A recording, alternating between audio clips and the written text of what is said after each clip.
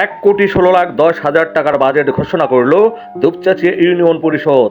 অপরপক্ষে ১,৬৮,৭০৫ টাকার বাজেট ঘোষণা করেছে চামরুল ইউনিয়ন পরিষদ।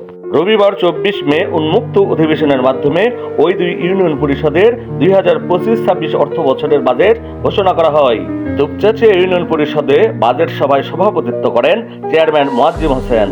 প্রশাসনিক কর্মকর্তা গোলাম মোস্তফার সঞ্চালনায় ওই সভায় বক্তব্য দেন উপজেলা নির্বাহী অফিসার শাহরুখ খান, সহকারী কমিশনার ভূমি তৌহিদুল ইসলাম, থানা officer incharge Tajmilur Rahman, member Firoz Hossain, Abdur Razzak, মহিলা মেম্বার খাদিজা বেগম, হিসাব সহকারী রুনিকা সরকার প্রমুখ।